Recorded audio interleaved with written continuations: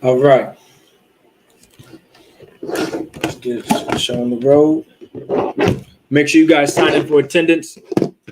Don't forget to sign in for attendance. Make sure you put your name, city, and state so you can get credit for class. But don't forget to sign in for attendance. All right.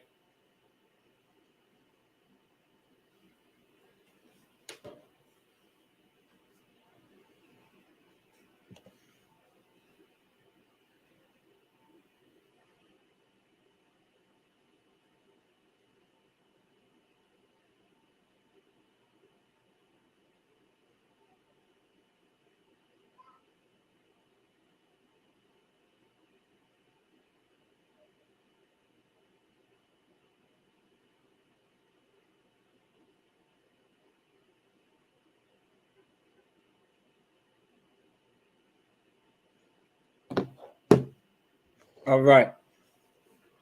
So Shalom Israel, with the Israelite School of Universal Practical Knowledge, started at 1 West 125th Street, Harlem, New York, under Commander General Yohana. We are not affiliated with any other Israelite group nor any other Christian organization. All right, so tonight's class is the Hebrew class, the Lashawan Qadash class. All right, so now, if anyone doesn't know what the Lashawan Qadash is, the Lashawan Qadash is the Hebrew language, which is known as the Holy Tongue, all right, or the Holy Language, because this was a language spoken by a certain nation of people. And the Lord allowed, even though the Lord separated all the languages on the earth, the Lord actually has a language that he speaks. And then there's a language that the angels speak. And that very same language that God speaks and the angels speaks is the very same language that God's chosen people speaks. And so happily, God's chosen people are so-called Blacks, Hispanics, and Native Americans. And this was once our language. This was once the very same language we spoke. Instead of speaking Spanish, we spoke Hebrew. Besides speaking Creole, we spoke Hebrew. Besides speaking Patois, we spoke Hebrew. All right? Before speaking English or Spanish, whatever language there is, so-called Blacks, Hispanics, and Native Americans, we spoke Hebrew. And it was so important for us to know how to speak this language, because this is how we separate each other. This is how we separate ourselves from other nations of people. You are absolutely separate by the very language that you speak. You are separate by the very clothes that you wear and the very design and how you present yourself and conduct yourself. You are absolutely separate in every shape, in every way, shape, and form. You understand? Just by doing the small things. Like I said, how you speak, what language you speak, how you conduct yourself, what you wear, how you properly wear something. This is how you separate yourself. And this is something so important to understand, because as a nation of people, we have to learn how to separate ourselves. Because we have been so joined together with everyone, and we have been so joined together with everything, we have lost who we are. And we don't know who we are. This is why we're having these classes every Monday through Sunday. This is the reason why we're having all of these classes. So we can actually know who we are. So we can actually figure out what are we supposed to do. We have been roaming the earth and running around every city, state, and country throughout the entire earth, not knowing who we are. And because of so, we don't even know what to do, what to wear, how to talk, how to speak, how to dress, what you name it. We just don't know. Well, this is the point of these classes. In the Hebrew language is something important. Now, why is language important? I tell my children this all the time. Like, this is why language is so important. I tell my daughter this. I tell my sons this. Why language is so important and why your language is so important to learn. Because every other nation of people on the earth, they care about their culture. They care about their heritage. They care about their language. They are a nationalist. They care about their nationality. They have national pride because they care about their race. Well, guess what? If you are so-called Black, Hispanic, and Native American, you are to be a nationalist for your people. You are to care about your race. You are to care about your nation. That's what you want to do. That's who you should be. And that's why this language is important. Because while every other nation on this earth is learning their language and speaking their language, you understand? Like if you are from China and you don't know how to speak Chinese, you have brought shame to your entire family. If you are East Indian and you don't know how to speak the language of the East Indians, you have brought shame to that family. If you are so-called African and you don't know how to speak the language of the so-called Africans of your people, for whatever tribe you came from the Yoruba tribe or the Igbo tribe or the Swahili tribe, whatever tribe you come from, you have brought absolute shame to your family, because knowing your language is important, because that is your identity. That brings me home. That brings me to the point that I want to make. This is a part of your identity. This is how you identify yourself. You understand? By how you speak. Just of what you speak. What language you speak and how you speak represents your identity. How do I know? Because every other nation represents themselves by the small things, on what they wear, how they dress, how they talk, how they walk, what language they speak. Whatever the case may be, they represent themselves the way they're going to represent themselves, and that's their identity. Your representation is a part of your identity. You may not realize that, and you may not understand that this class, but that is a part of your identity, is your representation. You understand? All right, so let's get into tonight's class. All right, first I'm gonna get the alphabet on the board. We always want to get the alphabet. All right, and I'm gonna go over each letter, of course. All right, if you guys have any questions in class too, because tonight is a very important topic. Lately, I've been going over Hebrew grammar, because Hebrew grammar is something very important for Blacks, Hispanics, and Native Americans to learn. All right, grammar is something very important to learn. Grammar is something important in most languages. All right, so you want to learn grammar. Do not run away from grammar. Don't run away from learning. Life is about learning. How many did y'all know that grammar is a part of, or learning is a part of life? A lot of us have trained ourselves to run away from learning and run away from studying. Well, you cannot run away from studying and learning, because it's a part of life. Anything that you do, you have to learn and study it so you can get better at it. You can take that philosophy anywhere you go. Take it to your job. If you want to do your job right and you want to get paid more, you're going to have to study and learn it, right? Well, guess what? If you want to be who you want to be, you're going to have to study and learn it. You have to study what you want to be. You have to learn what you want to be. Well, guess what? If you want to be an Israelite, if you want to be God's people again, you're going to have to study and you're going to have to learn. All right? That's life. All right? That's life. You can try to run away from it, but it's not going to work.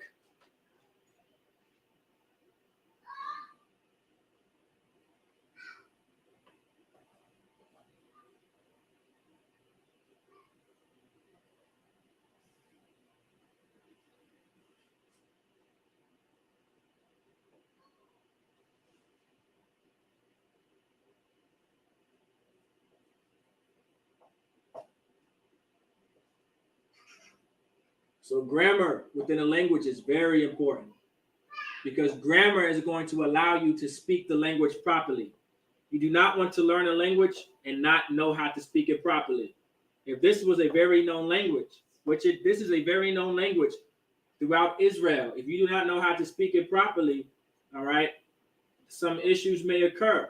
Meaning, right, we're not going to understand what you are saying. It's going to sound very weird to us, because you might not be pronouncing something correctly, or you may not be structuring something correctly. All right. Now, of course, we learn things in baby steps. So some classes out there, we baby step some of our lessons, so you can be introduced into something more advanced like this. All right. There's more or less advanced classes, which we will eventually go back to. All right, but this is more so an advanced class. All right, and but first we're going to get the alphabet.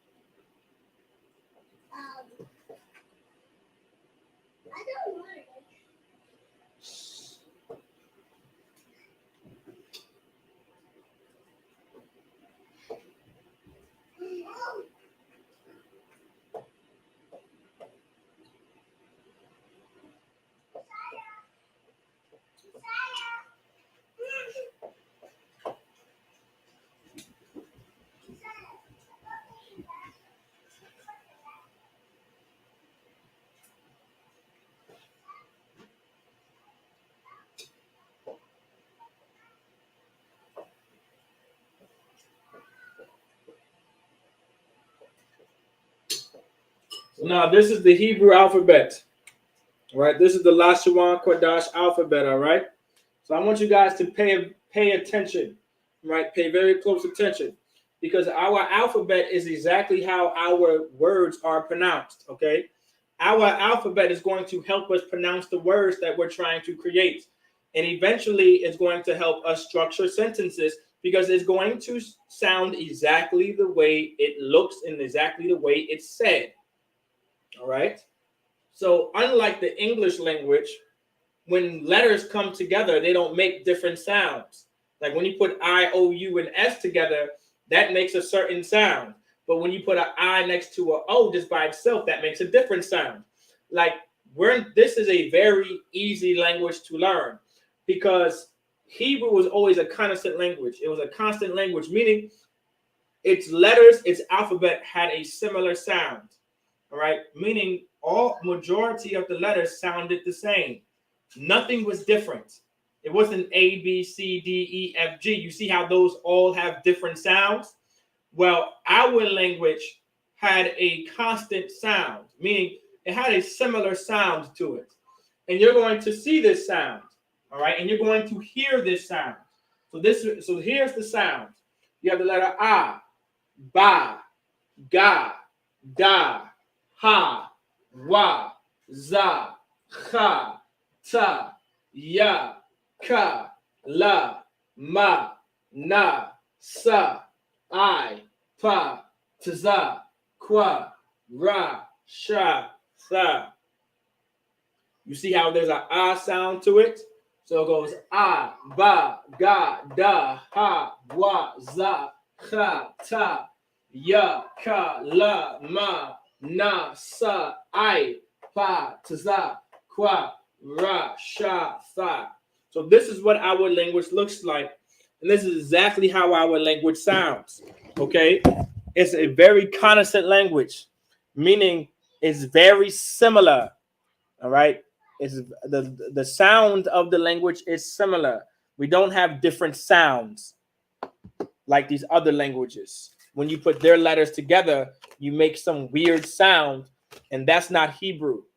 All right, that's why Hebrew is one of the easiest languages to learn, especially the ancient. Now, I'm not talking about that Yiddish garbage, all right, and that made-up Hebrew. I'm talking about the original Hebrew, the original Lashawan Qadash that Moses spoke and Joshua spoke, all right, and Judah spoke and King David spoke and King Solomon spoke and Christ spoke and Paul and Peter spoke. That's the Hebrew I'm talking about.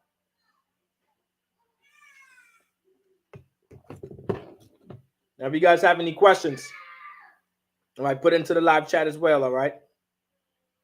Don't forget to put your name, city, and state into the live chat so you can get credit for class, all right? Do not forget that. Do not forget that. All right.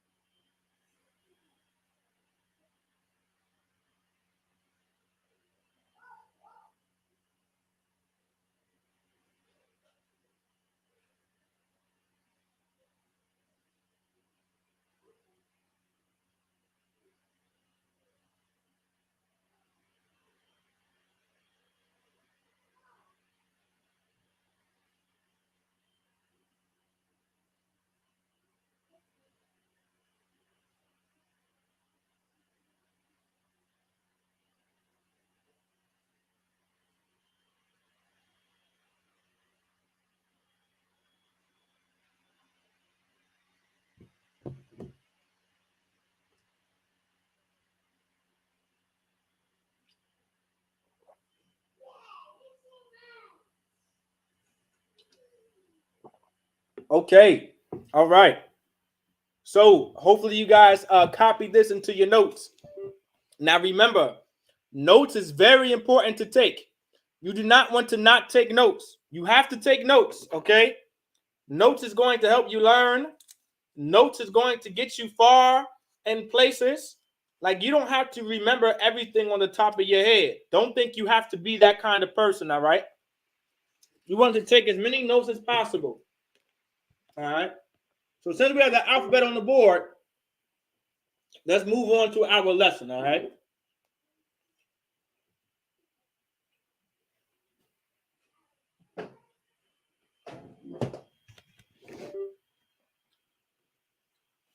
Let's see something here. Most High in Christ. Shalom. Yahweh Shabbat Cap. All right. So we're going to get into the lesson. Now remember, this is the alphabet. Exactly how these sound is exactly how you're going to pronounce these letters when we create words. And then once you're able to create a word, then you're going to be able to structure a sentence.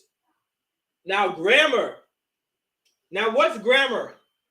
Grammar is to help you properly structure sentences. Grammar is there to help you speak properly. That's what grammar is there for. You want to know grammar, all right? You do not want to forget about grammar. You don't want to run away from grammar. You want to understand how to speak properly, and you have to know grammar, all right? Because when we learn Hebrew, we've been learning in baby steps, all right? We've been learning by milk, all right? First, we had milk, all right? First, we had milk. Now, because we're no longer babies, we can finally eat the meat, right? Because of course, right, as a baby, you cannot consume meat. It's hard for you to consume meat. It's going to be too much for you, all right? Because you're a baby, you have no teeth. So of course, a baby with no teeth can't chew the meat, all right? And because the baby can't chew the meat, the baby can possibly hurt itself trying to understand this meat or trying to eat this meat. Of course, as a baby, you don't want to go straight to the meat because you're going to end up hurting yourself thinking that you may know how to teach the meat that you're being taught, or whatever the case may be, all right? Of course, this is more so advanced Hebrew, right? This is advanced sentence structuring. But we're going to focus on grammar because grammar is going to help you speak a language properly. You do not want to go in life not knowing how to speak a language properly. Now, of course, as Black people, we can speak a language properly. We can speak a language. We speak the English language properly and very well. Then, of course, we also know how to speak in slang too as well. Does that make us dumb? No, because we're a very smart nation of people. If you are so-called Black, Hispanic, and Native American, we are very smart. The Bible says Jacob is the former of all things. That's what the Bible says. All right, we're a very smart people. All right, but grammar is something important. All right, so we're going to title this "How to Use AHTH."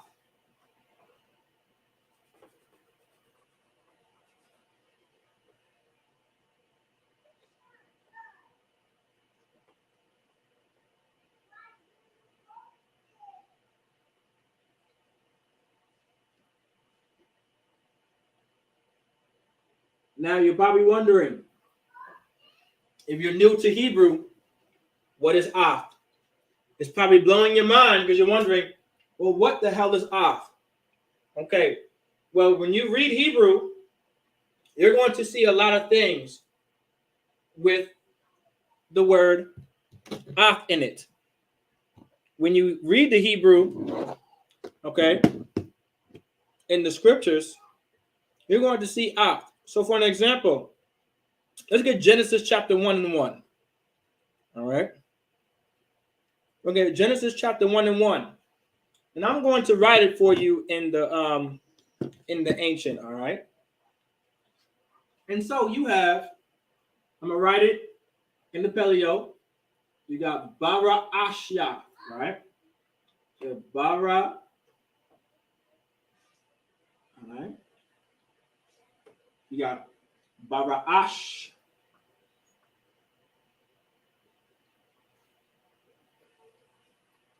Yath. You got bara ashya. Then you have bara ah.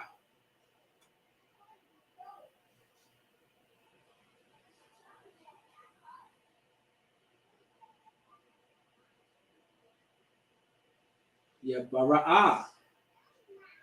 Then you have alahayim. Now you have alahayim.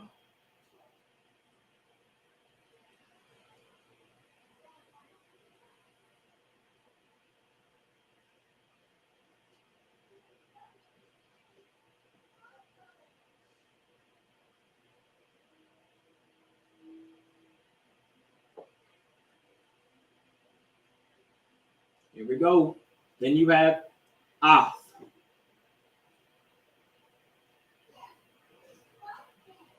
Now don't be afraid, because underneath I'm going to write the English, all right? You have your ah. But I'm gonna highlight this ah. Then you have Hashemayim.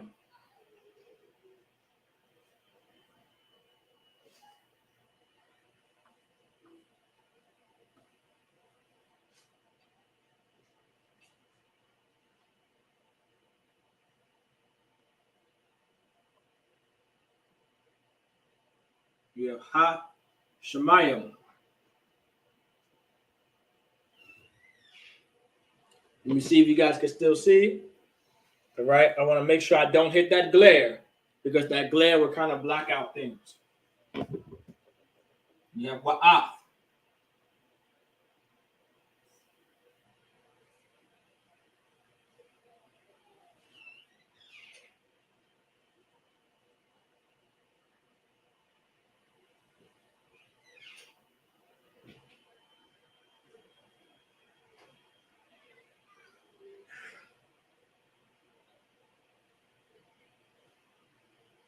You have Ha'arataza. Let me write this lower.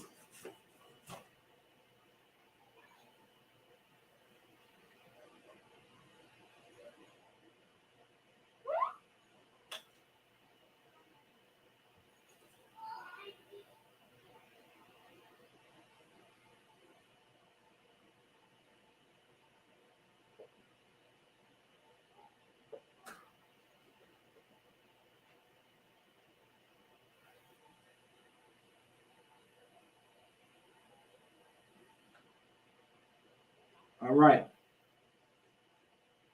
So now, I highlighted a few things on the board. Okay, now don't be afraid. I'm going to break everything down, but I'm only pulling this to show you something. Okay, we're going to go back to it. I'm here to show you something. How to properly structure sentences with ah. So first things first, we're going to learn how to use ah in the Hebrew. Now, this is a very important part of grammar. All right, and the reason why it's so important, all right, the reason why this is so important in grammar, or like why this is so important in learning how to speak the Hebrew, because this is a part of grammar. And grammar is going to help you properly structure sentences. You want to know how to speak and how to structure sentences properly in whatever language you are learning. Okay? And so ah, specifically ah allows you, right? Ah is a word. It doesn't mean anything. All right? It doesn't mean anything. But ah is a, how can I say it without really, in layman's words, not to use too many big words, okay? Because I want to make this as simple as possible. I'm not saying that, I just want to make it as simple as possible so everyone can fully understand, anyone that's new or even old to the Hebrew. All right. Even though some people might be seasoned, we still have to care about the new people learning Hebrew. All right. So this is more so of a preposition. All right. And even though this is like a preposition, meaning this is letting you know what's going on in the sentence. This author is letting you know, the direct object. It's not letting you know the indirect object. It's letting you know the direct object. So what's a indirect object? Well, I'm going to explain. Indirect object is just any object. It doesn't belong to anyone.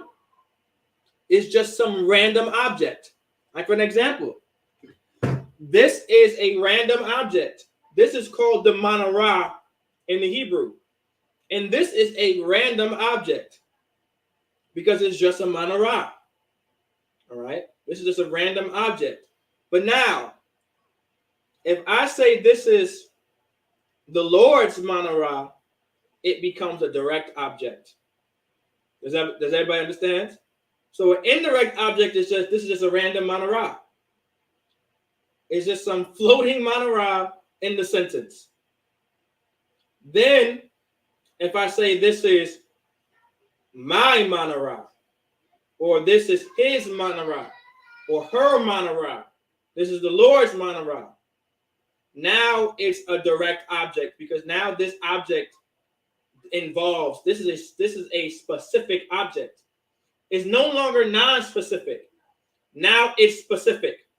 Specific. So, Laki, I want to make sure I say that correctly. Specific. All right. Now, does everybody understand the difference between an indirect object and a direct object? I'll give you one more example. All right. Let's say you have a cell phone. All right. Or let's say phone. In the Hebrew, this would be called what? A dabar daba. Dabar daba. This is a dabar daba, meaning phone. Okay. Dabar daba, meaning speak box, because you speak into it. Right. So this is a dabar daba. This is a dabar daba. Okay. And because of so, let's say this is just a random phone.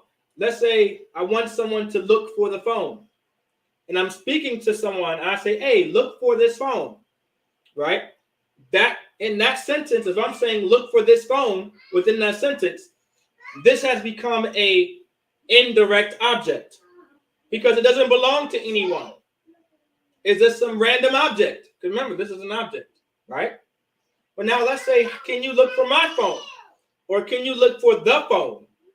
Now this has become the direct object because this is the phone, or this is someone's phone. So now, or it could be my phone, it could be your phone, it could be his phone, it could be her phone, it could be our phone, it could be y'all's phone, it could be their phone. All right, it has become an indirect object because now it's being in conjunction with a pronoun. So anything that's a noun or a direct anything that's a noun or a pronoun, all right, that has become a direct object because it's no longer a random object, meaning it's an indirect object. Okay, so that's the difference between a direct object and a indirect object. All right, hey soldiers, take a seat, Babu Kusha, and be silent. Be silent, Babu Kusha. You understand? You understand? Yes, sir. The water. So now, the reason why we're learning about because this points out a direct object.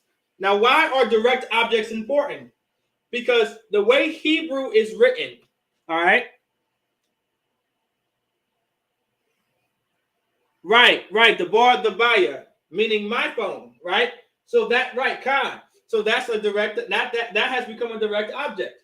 So now, why are we learning Because it points out the direct object. Now, why is that important? Now, of course, in the English language, you're probably, we know the difference between indirect and direct objects naturally. because you've been learning this language since a little boy or a little girl. So no one has to teach you what a direct object is or indirect object is. Now, of course, if someone may or may not have asked you what a direct and indirect object is, you'll probably look at them like you're crazy, or you would look at them like they're crazy. But now when they explain to you what an indirect object is and a direct object is, like, oh, okay, we know what that means. My bad. It's been so, whatever the case may be. We know what direct objects is and indirect objects are. We know, right? And so in English, we can tell the difference between a direct object and an indirect object. There is nothing to let you know in the English language what a direct object is or what a indirect object is in a sentence, because the way the English language is set up, you're not going to need it. If I say, hey, pass me my phone, right?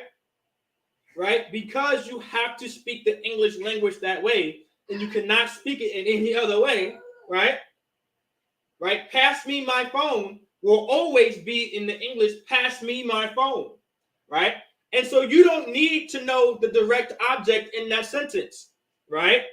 Because no matter what, you have to say, pass me my phone in order for anyone to understand to pass you your phone, okay? But in Hebrew, it's a little different, right? In Hebrew, you're going to be saying, pass me my phone, right? In Hebrew, the sentence you're going to create, everyone sit down, Babu Kusha, sit down, Adalam, sit down on the other side, sit down on the other side, Babu Kusha. All right, there you go. Does everybody understand to be in your own spaces, all right? Are you okay, princess? I can't find my phone. It's okay.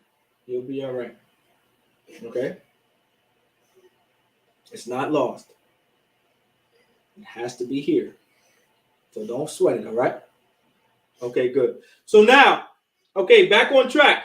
So now in Hebrew, all right, when it says, pass me my phone, right? So in Hebrew, that sentence is always going to be, pass me my phone. All right? It's going to mean in Hebrew, pass me my phone.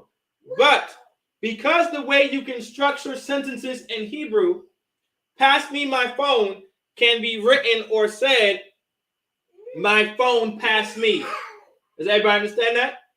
Does everybody get it, right? So it can be, so in Hebrew, the way it can be written, right? You can say, pass me my phone. Well, it can mean, pass me my phone in English. But the way it can be said and written is, my phone pass me. Now, of course, in English, when it says, my phone pass me, you're going to be looking like, whoa, my phone passed me. You would be confused, right?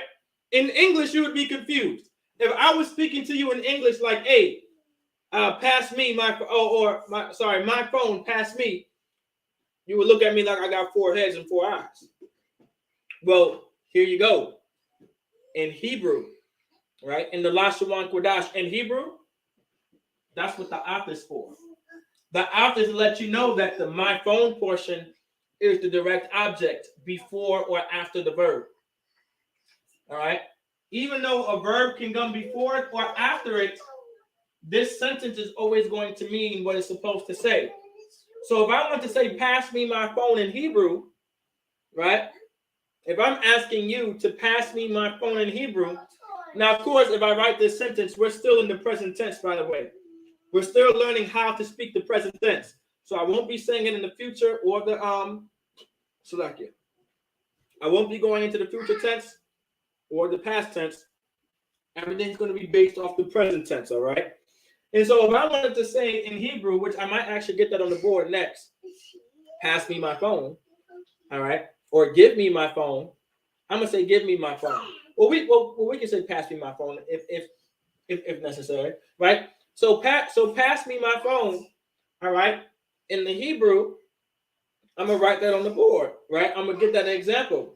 No matter what, that sentence is going to say is going to mean pass me my phone, even though it could be said or written, my phone pass me. That's the purpose of AHTH. That AHTH lets you know the direct object, meaning the my phone part. The pass my phone is the direct object. Okay? Meaning that's what's being passed. It's not you being passed or me being passed by the phone. Like imagine like my phone passed me. If I'm saying it in English, my phone passed me, right? That's what it's saying in English. My phone passed me, right? So of course, if I'm saying to you in English, my phone passed me, right? You would look at me like I have four heads and 19 eyes, because how did my phone pass me? How did this device pass me? Right? Like it must have picked me up and passed me, right? That would be weird. But of course, in English, if I say pass me my phone, you know that I'm asking you, right, or requesting of you to grab my phone for me and give it to me, right? You pass it to me, right? That's what I'm asking. That's what I'm requesting of you, right? But in Hebrew, it can be written either or, but it means the same thing. It means pass me my phone. Even though it can be written or said, my phone pass me, it still means pass me my phone. It could be written as pass me my phone, and it still means pass me my phone. But in order for the sentence to be grammatically correct, you still have to add the AHTH there. Because no matter how you structure it, you can structure it as if it was in English. That AHTH still has to be there. Or you can structure it backwards, right? And sound completely weird. That AHTH still has to be there. Well, for sure, it's going to be there. Or you're going to think that my phone passed me. All right. So now, I put this sentence up here because you have your AHTH. This is your AHTH. Now, in the English, this just means, all right, in the beginning. All right. In the beginning,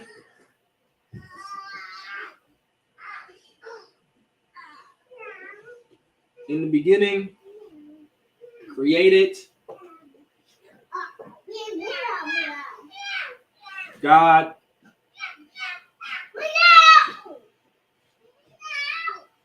the heaven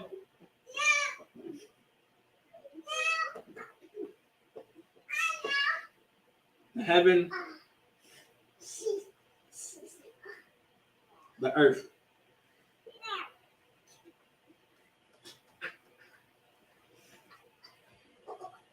All right.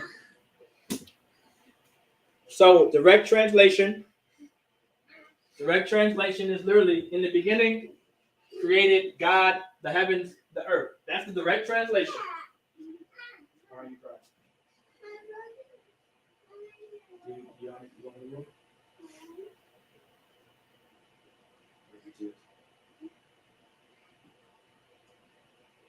One more time. And that's it for you guys.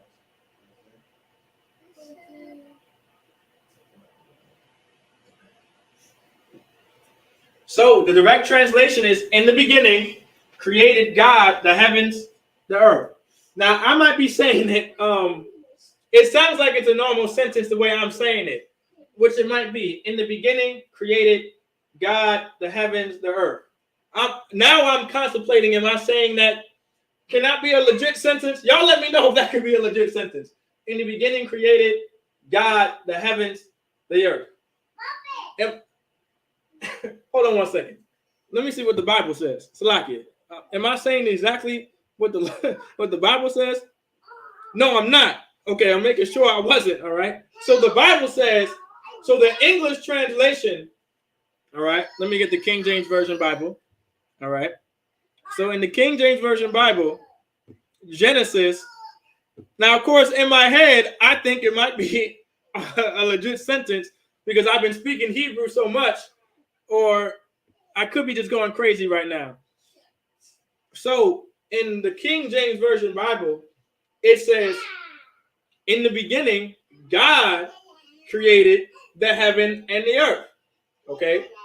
So it says, in the beginning, God created the heavens and the earth, right? So now, the way this sentence is structured, it says, in the beginning, created God the heavens and the. Okay, now I know what I'm doing. I'm sorry. Now I know what I'm doing. Salakia. I'm adding a comma there purposely because I speak English too. That's what I'm doing. Imagine there's no comma there. Okay, that's what I'm doing. That's what I was doing wrong.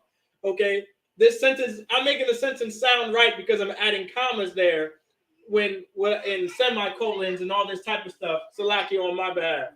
That's why I'm making it sound right when it's really not. Okay, in the beginning created God the heavens and the earth. All right, so of course in the English translation it says in the beginning God created the heavens and the earth. So now, of course, created is before God. Now, Elohim is the word for powers or someone in charge, which is referring to the Most High. So the word Elohim in the Hebrew can be referring to the Most High, talking about the Most High Himself. Meaning, you're not really mentioning the Lord's name, which is Yahweh in the Hebrew. You're really just saying, you're saying Elohim, referring to the powers or the angels, or referring to the Most High. All right? That's it.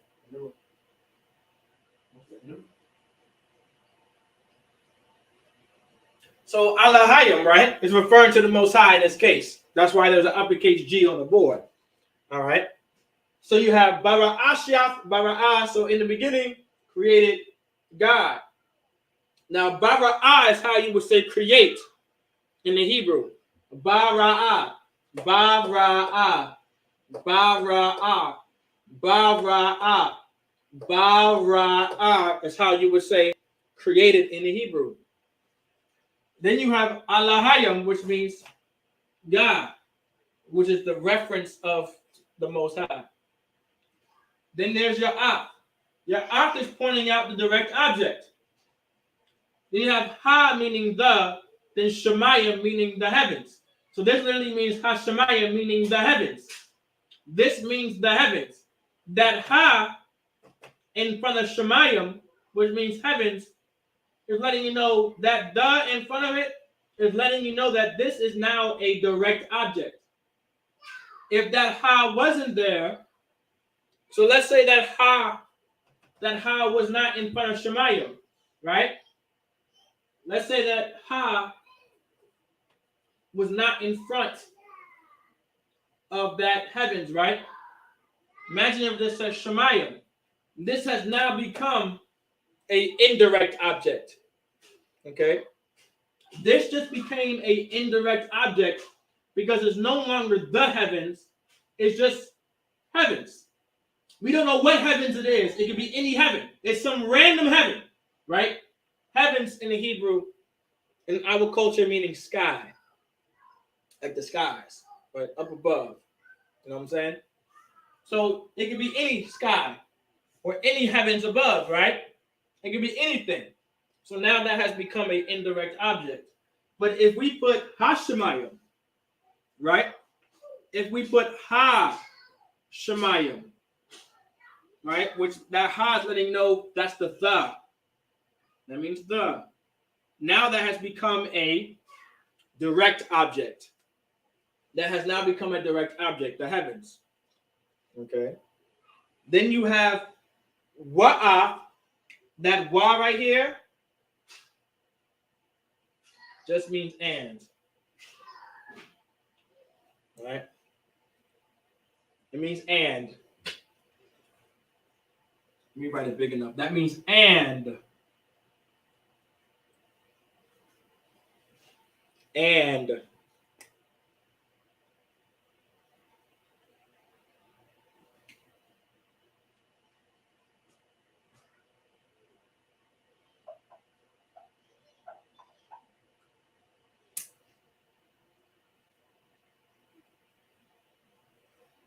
Okay, and. So that one means and. Then you have ha'arataza. So the earth or the earth. This is also a direct object because it's the earth. It's not any other earth. It's the earth. Now, no one is saying that there's more than one earth, but it's letting you know that this is the Lord creating a specific earth. All right, this is the direct object in the sentence. It's the earth. All right, no, it's not the earth that you created. It's the earth that God created. Ha'arataza, the earth. So now, in the beginning, created God the heavens and the earth. Okay, or it could say, in the beginning, God created the heavens and the earth. Now, the only reason why we know that it could say either or, because it's saying God created the heavens and the earth. Now, how do we know this is saying God created the heavens and the earth? Well, let's find out. If this AHTH wasn't here, let's say this AHTH did not exist. All right. So let's say this AHTH did not exist. Well, you would still read in the beginning in the beginning created God the heavens and the earth. But now, let's say the English wasn't there, right? Let's say the English was just not there. This could mean the earth and the heavens created God in the beginning. Does everybody understand that? This could literally mean, because there's no AHTH there, letting you know the direct object, this sentence can now mean the heavens and the earth created God in the beginning. Or it could say, in the beginning, the heavens and the earth created God. Right? It can mean that. And the reason why it can mean that, because there's no AHTH. Right? In the English, we don't need that. The reason why in the English we don't need that, because the way the sentences are structured in English, you don't need something to let the speaker know or to let the listener know that this is what I'm referring to. This is what I'm asking you to do, or whatever the case may be.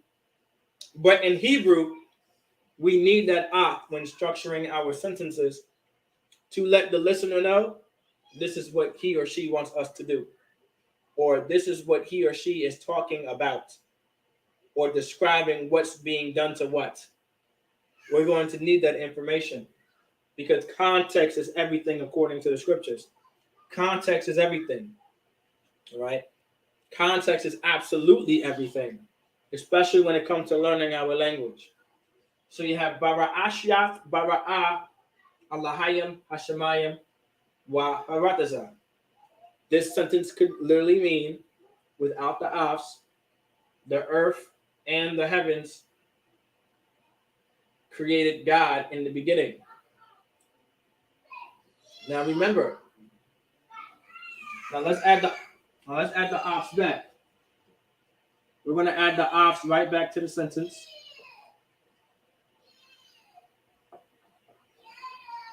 So you can understand.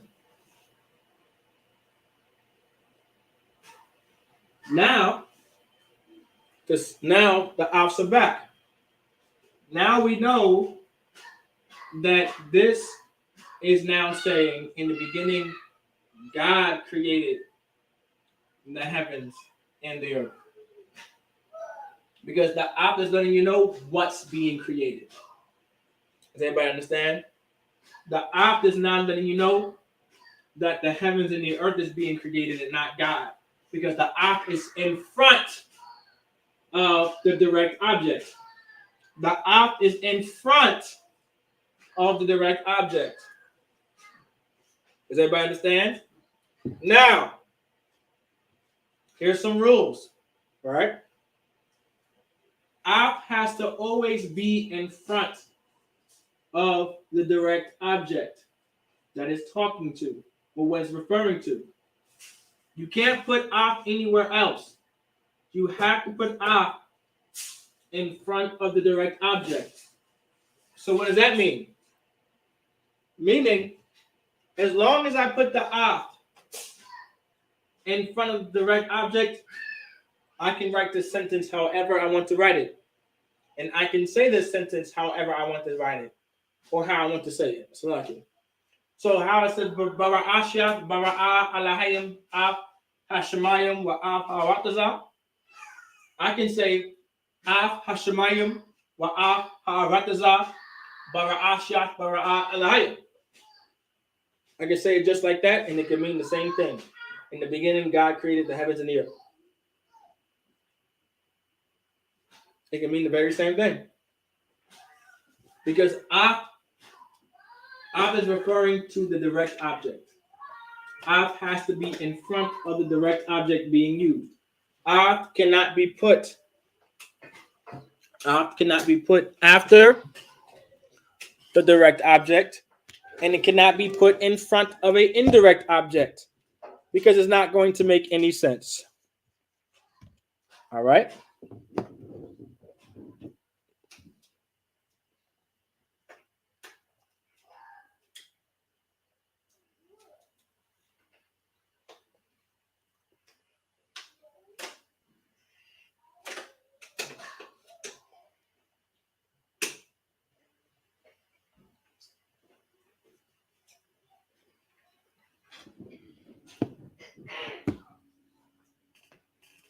So now this is Bara'asha, Bara'a, Alahayim, Af, Hashemayim, Wa'af, Ha'arataza.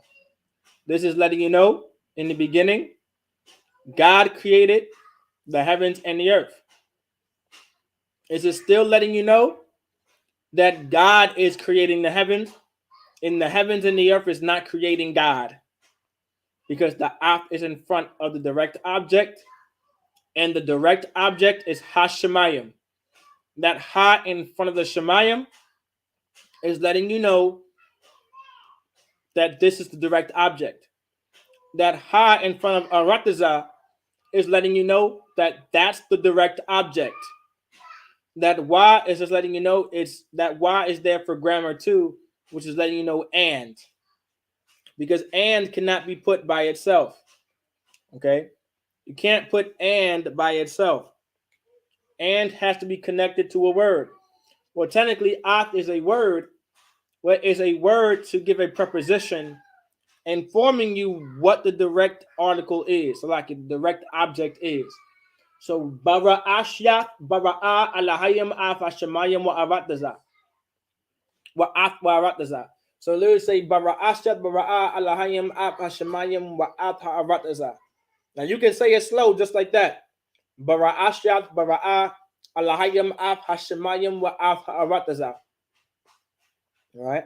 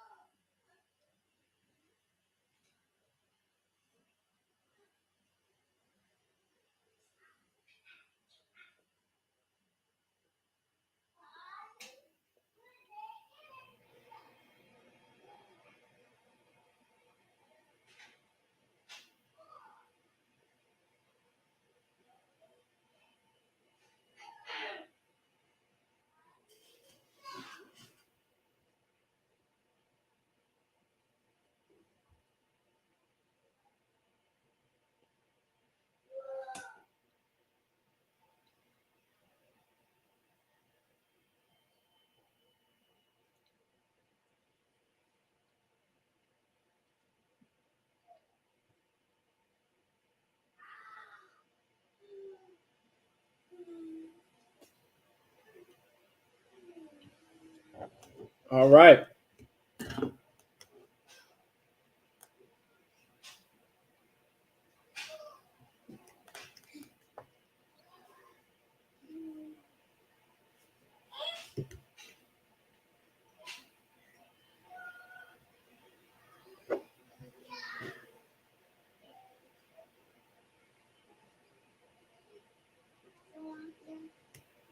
What's going on, brother? Just saw it on my phone. No sweat. You just saw it on your phone? Yeah. Wow. You took my. You see my name. All right. So this is one of the examples I'm going to get on the board. I'm going to give another example. But now I'm going to create a sentence within the present tense. Now, for teaching purposes, I'm going to write it in the English form so that everyone can understand what's being said and why everyone else can kind of learn and get a grasp of what's saying. Now, of course, I wrote this in the actual script of the language to show you what it would actually look like when reading it. Bara'asha Bara'a Allahayam Av Hashemayam wa Av Ha'aratazah. All right. Meaning in the beginning, God created the heavens and the earth. You know that God is creating the heavens and the earth because the Av is in front of the direct object, and the direct object in the sentence is Hashemayim. All right, that Av is in front of the direct subject, and it's like it. The Av, this is the Av, is in front of the direct object, which is the heavens. That the heavens is letting you know this is the direct object. This is how you know that this is what's being created. That Ha'arataza is the direct object. That Af in front of it is letting you know that this is the direct object and this is what's being created. So when it says in the beginning, Bara'ashya, in the beginning, Bara'ah, the Hebrew word for created, Alahayim, the reference of God to the Most High. Af is letting you know the preposition, letting you know, right, what's being created. The heavens is what's being created. Hashemayim, Wa meaning and, Wa'af, which is a part of the direct, the word letting you know what the direct object is. Ha'aratazah, this is what's being created.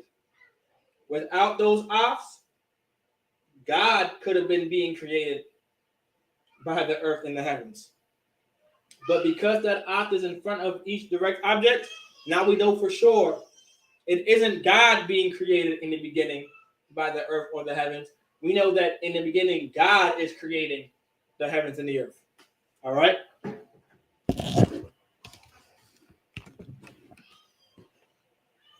Everybody understand what I'm putting down? All right.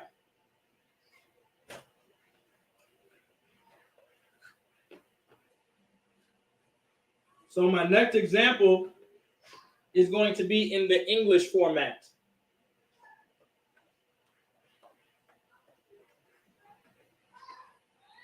What does that mean? The English format meaning it's not going to be in the Hebrew script.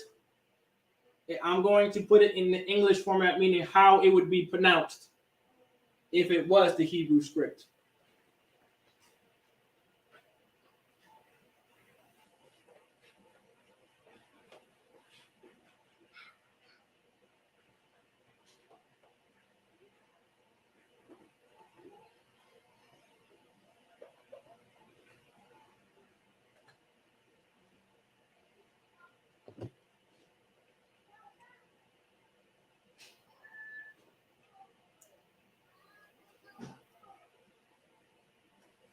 So let's say, okay, let's say I want you to, or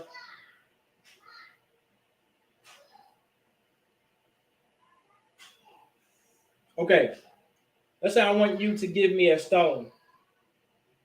Okay, let's make a sentence. Now,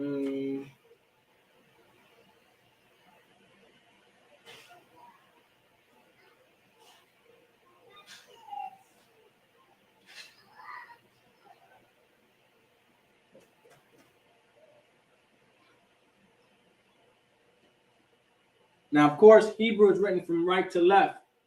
Because this is the English format, I'll be writing from left to right.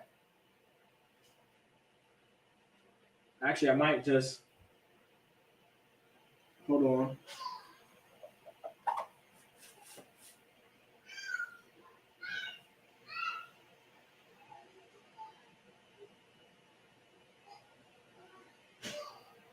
Okay.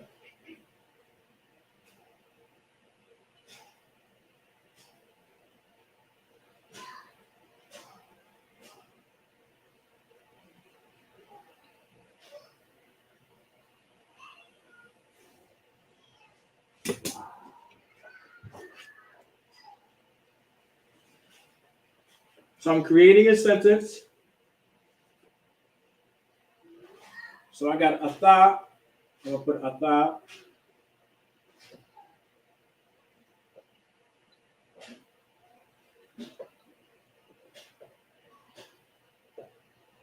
Which means you.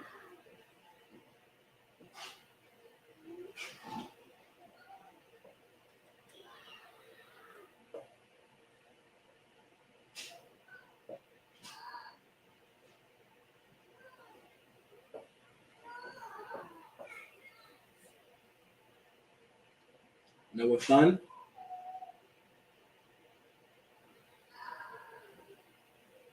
Meaning to give.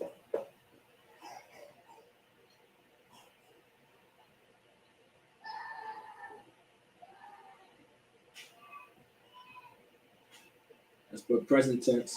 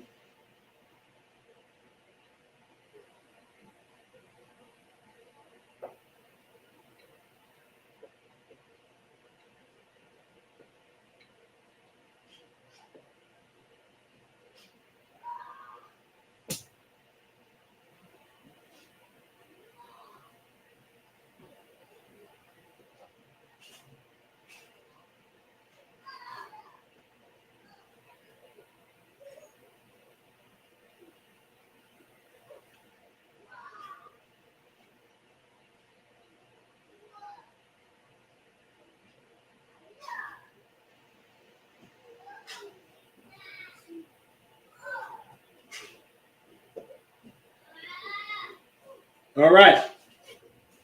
So let's break it down what we got on the board. All right, we're going to break down what we got on the board. Now I'm writing it. Now this is a sentence structured in the present tense.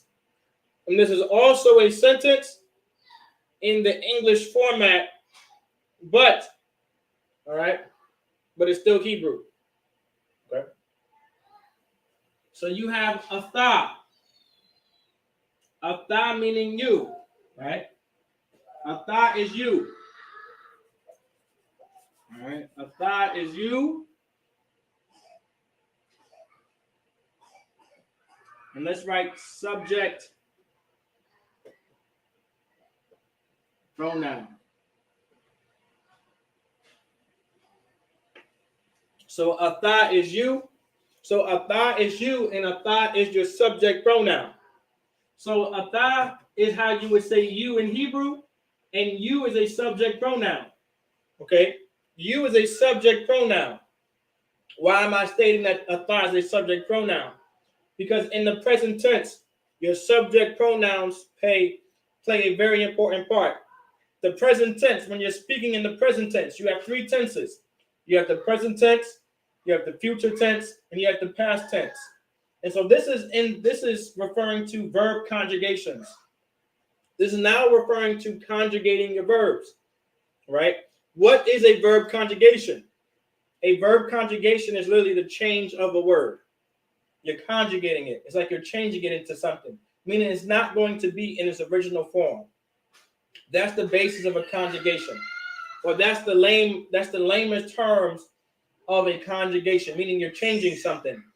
And so in Hebrew, a verb conjugation is based off of its subject pronoun. In most languages, a conjugation of a verb is based off of its subject pronoun. Right? You'll find that in Spanish. I believe you'll find it in French too, in other languages, but Spanish for sure. In English, not so much technically.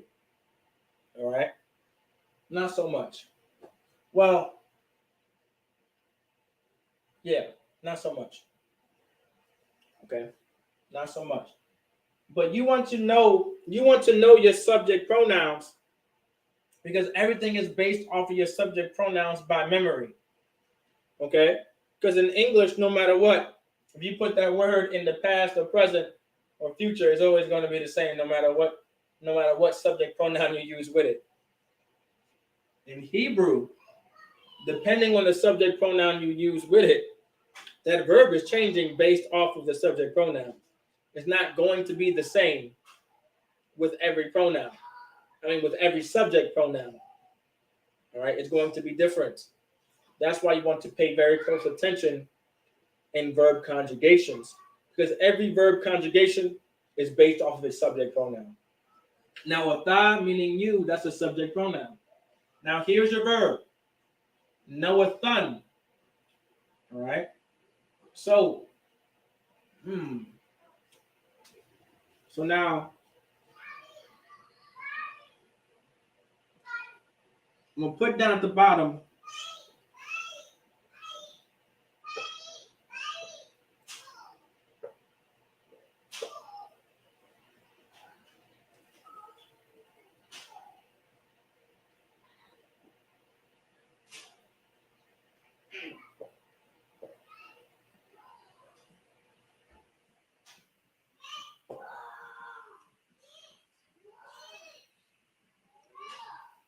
so at the bottom right here, you see is Nathun. Nathun is the verb to give. Nathun is the verb.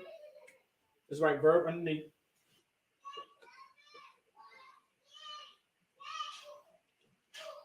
So Nathun is the verb that's underneath. Okay. So Nathun is your verb. Nathun is to give. In Hebrew, when our verbs are written like this, meaning when our verbs are written, when our verbs are non-conjugated, all right? So when our verbs are non-conjugated, we call these root words. This is your root word. Now, why do we say this is your root word? Because when it's conjugated, you can find the root of it within this conjugation. So you'll be able to tell which one is actually, you can tell what is actually a part of the word and what's not a part of it. And it could just be grammar. Okay. For an example, you have Noathun. Well, together you have Noathunya. Noathunya. Well, we know the root word, the root of it is Nathun.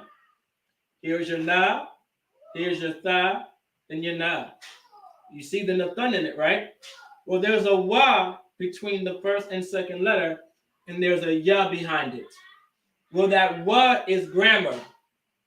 That Wa is letting you know that this is now conjugated in the present tense. That Y between the first and second letter is letting you know that this verb, nathan, meaning to give, is conjugated in the present tense. The rule for the present tense, based off of the subject pronoun atha, you, is putting a Y between the first and second letter. All right, your first letter is na, your second letter is tha, so you put the Y between those two, and now it becomes nawathan. So this is saying to give in the present tense. Okay, so now this is saying to give in the present tense. So now we have atha, nawathan, to give, present tense. That's your subject pronoun. This is your verb conjugated based on that subject pronoun. This is still teaching us how to use AHTH. Right? We didn't get to it yet. But this is how you would write AHTH. Okay? This is how you would use AHTH. Then you have your ya. All right? All right. So it says, so I'm asking you, nawathan ya. So you see that ya at the end of nawathan? That ya is a object pronoun. Because that ya is how you say me. So this is considered an object pronoun. What's an object pronoun? An object pronoun is a pronoun that comes after a verb. Like when I tell you to give you something, give me something, or give us something, or give them. Like those are all examples of object pronouns. So your me is an object pronoun. All right. It's not its own entity like in the English. It's connected to the word itself. That ya is an object pronoun. All right. So I'm labeling the different parts of this sentence. So you have the subject pronoun. You have your verb that's conjugated based off the subject pronoun. And included, you have your ya. All right. You have your ya, which is me, your object pronoun. Then you have ha-aban, the stone. Ha-aban. So this sentence, so that ha is your the, that ha is the, aban, meaning stone in the Hebrew. So now when you put it together, it says atha nawatanya ha-aban. So I'm saying to you, I'm saying this to you because the subject pronoun is you. So I must be saying this to you. So this sentence has to be about you or to you. Give me the stone. Now, of course, this is Hebrew. If I'm talking to you, right? So let's say I'm talking to you. And I say, hey, ata nabutanya ha'aban. Right? Context, if you know Hebrew too, you're looking at me like I'm crazy. You're looking at me like I'm crazy and I don't know nothing. I've never been to school because I'm missing something. Can anybody tell me what I'm missing in this sentence? If anyone online was paying attention so far, what am I missing in this sentence? Put into the live chat. But I'm going to continue reading, right? So I'm saying, so this says, Ata nawatanya ha'aban. So let's say I'm talking to you and I'm saying, hey, give me the stone, right? I'm saying that in Hebrew, give me the stone. Ata nawatanya ha'aban. Give me the stone, right? Now, what am I missing? Because let's say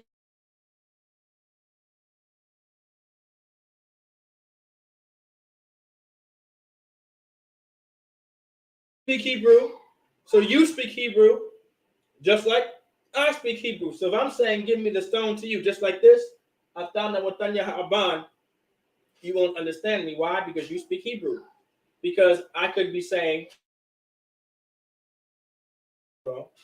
you of course are thinking I'm asking you, right? I'm asking you to give me the stone, right? Of course, naturally we know, okay, he's trying to ask me to give me this stone. But I also could be saying, the stone give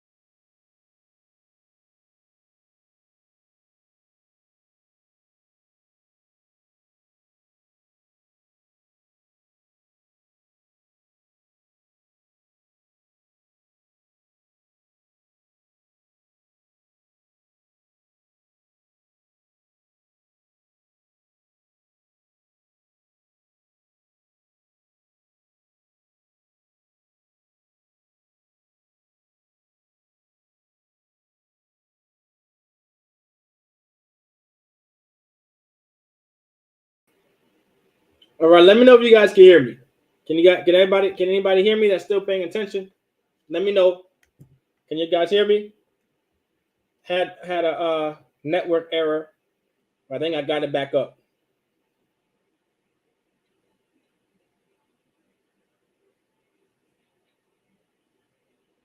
I think I got it back up. All right. Just let me know.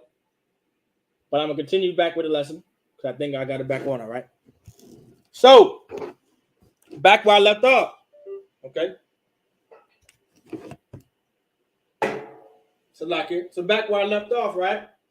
In Hebrew, all right, if you speak Hebrew, I could easily be saying that the stone gives me.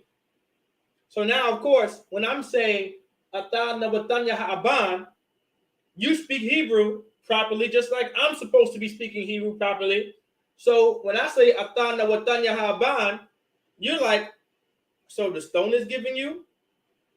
So the stone gave you, or the stone is giving you. Like, bro, what are you talking about? All right? Like, you like, bro, what are you talking about? The stone is giving you. All right? And of course, in your head, you're like, well, we know he's trying to say, give me the stone. Like, he wants me to give him a specific stone. We know that that's what I'm trying to say. But of course, you knowing Hebrew, you know that there's something missing. So, of course, when I say, Ata Nawatanya Ha'aban, you're like, so the stone is giving you. That's weird, bro. That's because the AHTH is missing. The AHTH has to be there to let you know what I want you to give me. Because this sentence could easily be, this sentence could easily say, right? This sentence can easily mean this stone gives me. You know I'm talking to you. The stone gives me, right?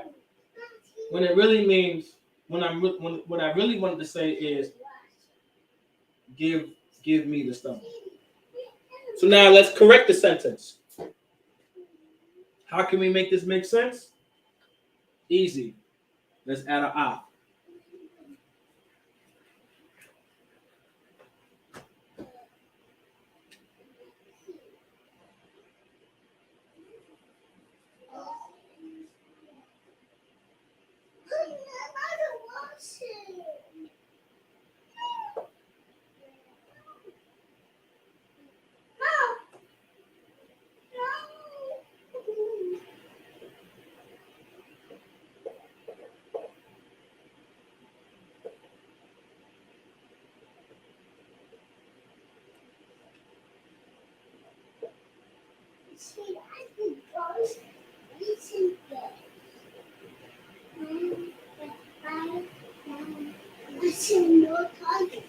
Now, this sentence that you see is now grammatically correct. Because now I'm letting you know that I want you to pick up the stone. What I could be pointing at the stone, like this is the stone I want you to pick up, because this is the stone that I want you to pick up, or this is the stone, whatever the stone is. All right, we don't worship rocks back here, but this is just an example of the stone that I want you to pick up. So it says, Ata Nawatanya AHTH Ha'aban, which now it means, give me the stone. Because there's a specific stone I want you to pick up. That AHTH is letting you know that this is the direct object. So now I'm saying to you, Ata Nawatanya AHTH Ha'aban. So now we know that this is conjugated. We know that this is conjugated based off the subject Ata, the subject pronoun. So let's get some slang in there. We're going to throw some slang in this joint, all right? We're going to learn some slang, right? Well, it's not so much slang, or this is slang in a way, because I'm going to shorten the sentence. Here we go.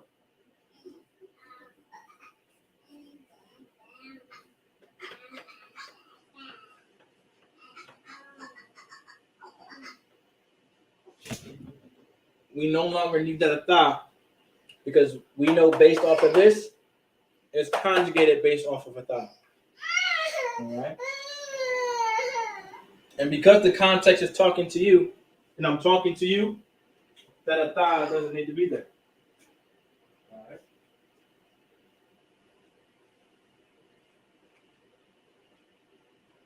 So now we know that a thought doesn't have to be there.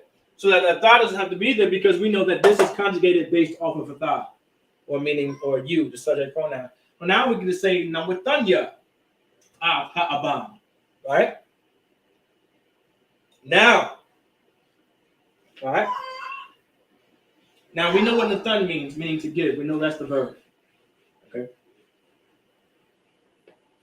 So let's erase that. So now we have nawatanya ha'aban, meaning give me the stone. This is now saying give me the stone, because that is letting you know that this is what I want you to give me. If that wasn't there, this could literally mean the stone gives me, right?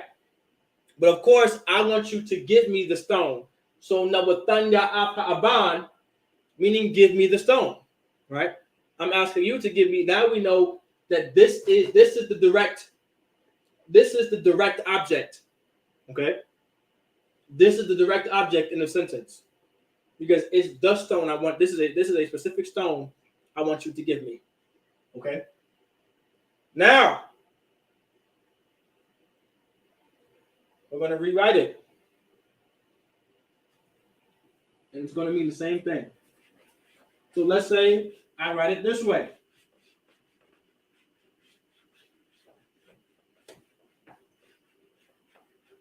I'm gonna give you guys the same sentence.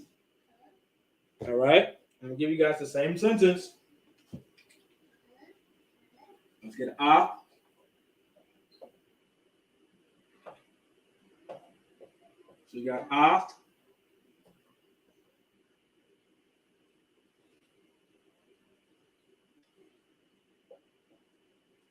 Ha, meaning the. Aban, meaning stone. This is the same sentence. All right. Nothing changed. It's the same sentence. So pay attention.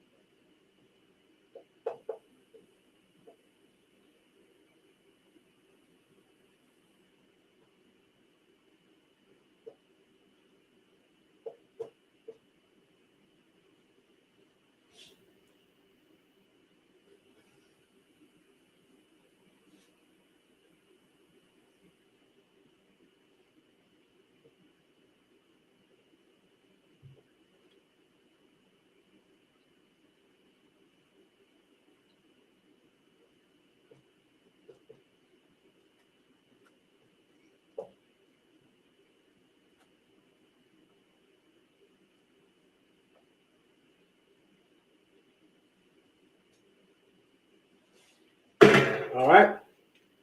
Now this is the very same sentence we had up there before, but now it's saying the stone give me. If you've translated in the English, this is saying the stone give me, right? So ha'aban nawatanya. Now, of course, if you directly translate it, you're thinking that this is saying the stone give me. The stone give me. Doesn't make any sense, right?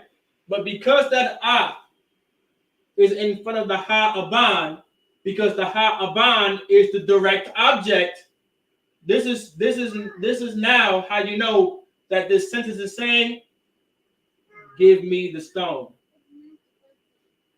Even though this was put up here, Nawatanya last, it still means the same thing. Because in Hebrew, it does not matter how you structure the sentence. Words can go anywhere. You can write it backwards, or you can write it as if you're writing it in English. It doesn't matter. What matters is if an AHTH belongs there or not. That's what matters the most. If that AHTH belongs there or not. Because now we need to know what this verb is doing to whatever is doing it to. Now we know because that AHTH is in front of the stone, because this is the direct object. Now we know, right, that the verb is to give me the stone. Now we know that this sentence is saying, give me the stone. So if I say, Alpha Aban Nawatanya, I'm still saying the same thing when I say Nawatanya Alpha Aban. It's the same thing. If I say Alpha Aban Nawatanya, it's equal to Nawatanya Alpha Aban. I'm still saying, give me the stone. Right? I'm still saying, give me the stone. All right? Now, let's say this changes a little, right?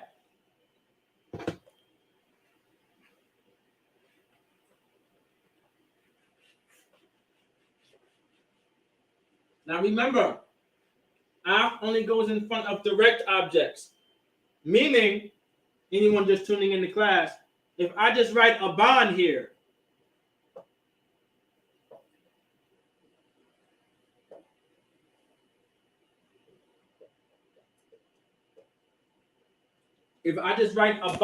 meaning stone, right? Af Aban Nawatanya. This is incorrect. This is not a proper sentence. And the reason why it's an improper sentence because this is not a direct object. This is now become a indirect object because this is just some random stone. So it doesn't matter. So meaning, if I say, so technically speaking,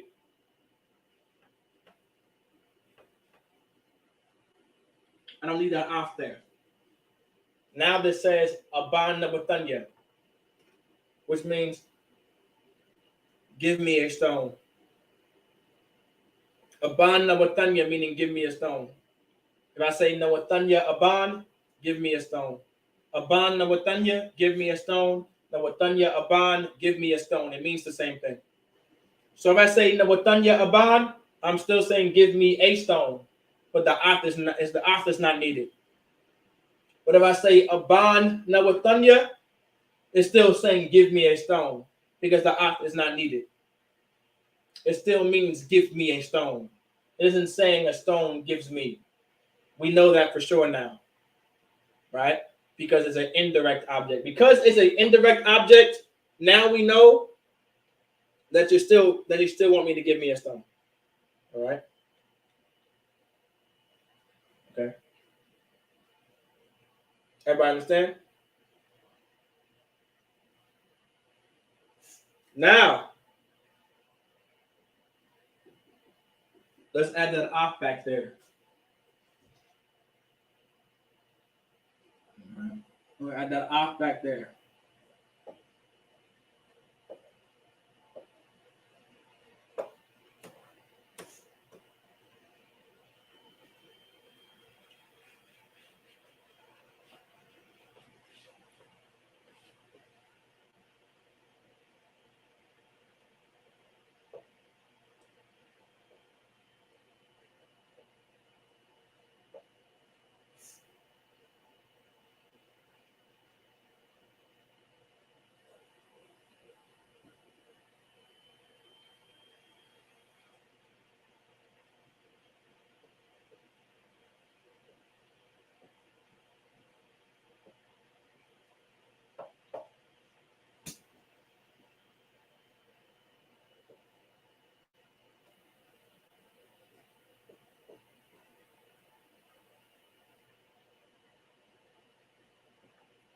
Okay. So now we have another example on the board. Now we have Abanya Nawathanya. Now this sounds backwards, right?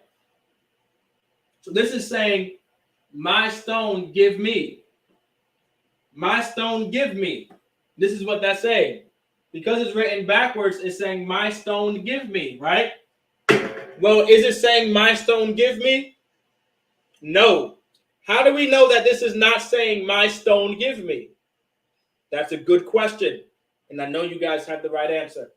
Because the is letting you know what's being given. Okay? Now, you're probably wondering, now wait a minute, Yarash. How is Abanya, or how is this not a indirect object and now a direct object? How do we know? Suddenly, this is now a direct object because we know grammatically in Hebrew, a af can only be in front of a direct object. So now, how is Abanya suddenly a direct object when Aban by itself was an indirect object, and us knowing that af cannot be in front of an indirect object? That's a good question, and I know you guys know the answer. And if not, you're going to know it today. You see this ya at the end of Aban when it says Abanya? Well, I'm going to add another rule that you guys don't know, or you may already knew. When there's a possessive pronoun involved, because this ya is my in the Hebrew, which is a possessive pronoun. When a possessive pronoun, okay, is involved, it becomes a direct object. Everybody understand? This now becomes a direct object. So af abanya nawathanya is to get a stone. Because it's my stone. That's a direct object. Because it's not just any random stone. That's the stone. Everybody understand? So af abanya nawathanya, meaning give me my stone. Now once again, I can easily write this and say nawathanya. I can write Nawathanya Abanya. It's like it. I can write Nawathanya Abanya, and it would still mean give me my stone. I'm talking to you as in give me my stone.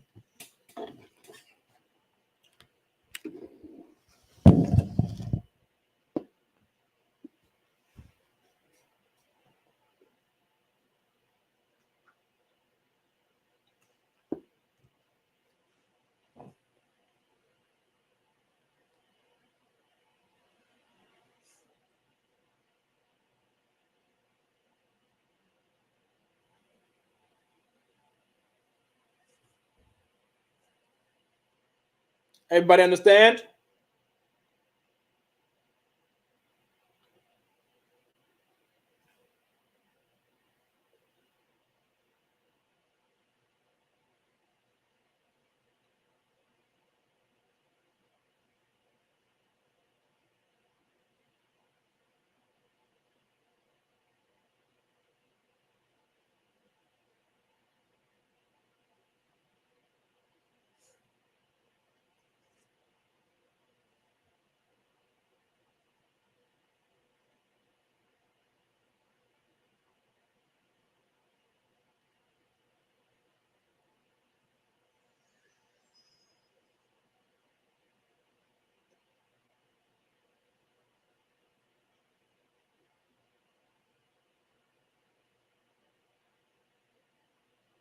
Now, here we go. Now, let's say you want to use the af, but you want to create a sentence. I mean, with a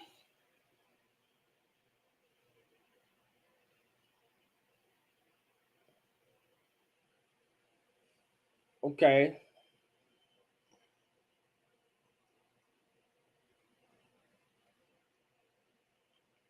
Hold on. Salakia. 1 second. Let me correct something for you.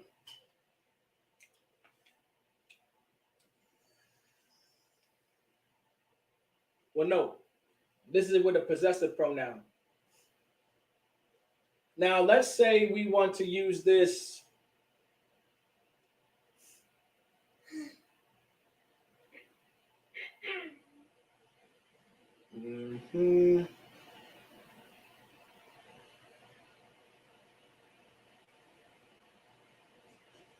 Hold on.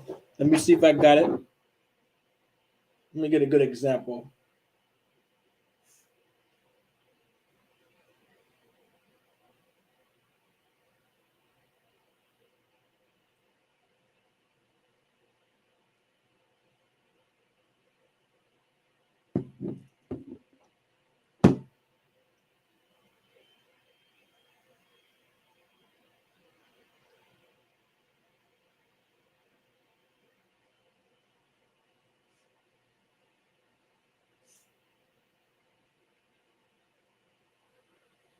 Okay. Now, we're going to go a step further.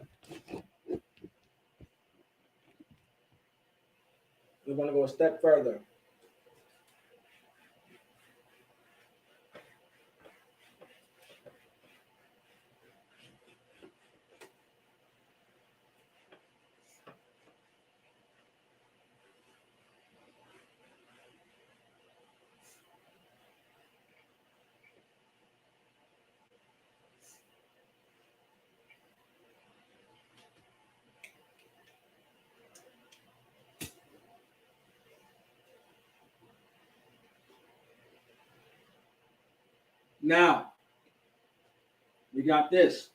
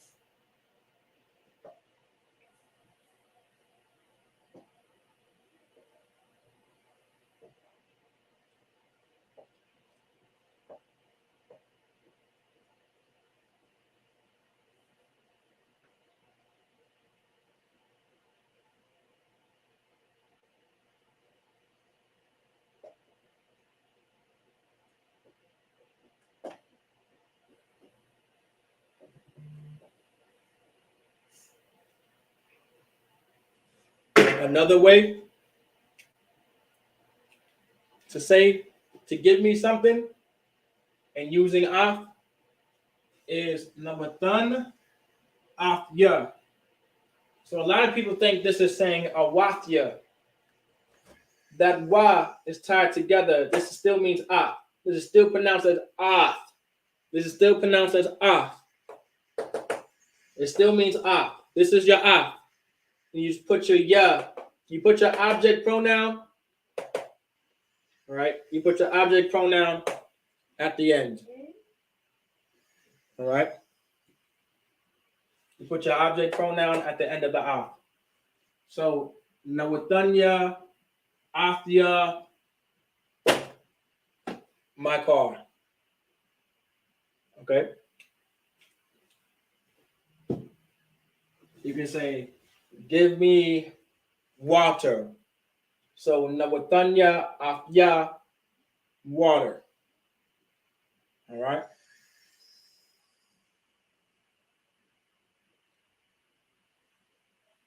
Now, it can also, let's say you don't want to say me. Let's say it's a ma. That just means them. But these are your object pronouns. Nawatan Athma, meaning give them whatever. Let's say it's a Atkam, right? That's just the subject pronoun. I mean, an object pronoun for y'all in the masculine tense, Atkam. So Nawatan Atkam, right? Meaning to give them, right? This is still letting you know that this is what's being given to them. Something is being given to them. Or sorry, to y'all, to you all. Okay? It can be any object pronoun. This is how it be written. Ath. Afkan. All right.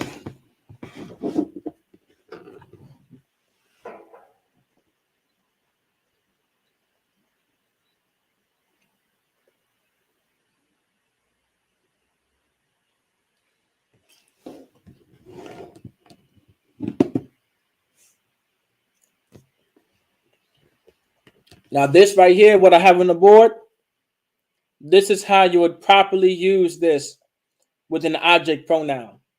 Okay? So when using an object pronoun, this is how you would properly write it. Right? This would be the correct way, the grammatic way. Nawathan Athkam or Athma or Athya or Athka or Athkan or Athma or Athna. It could be anything. It's still, this is how you would use it in conjunction with a object pronoun.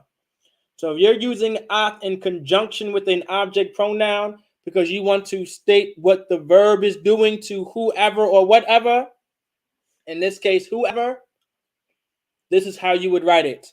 Nawathan athkam. All right.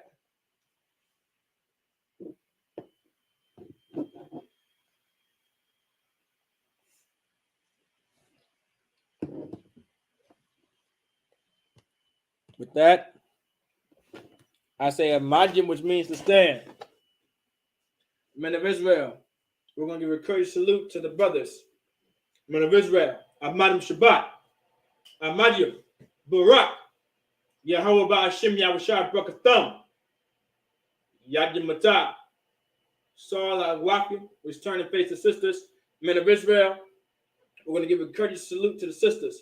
Men of Israel, Ahmadim Shabbat, Ahmadim, Barak, Yahweh Shamar Al-Than Ba'ashim Yahushua, Yadim Matah. With that, class dismissed.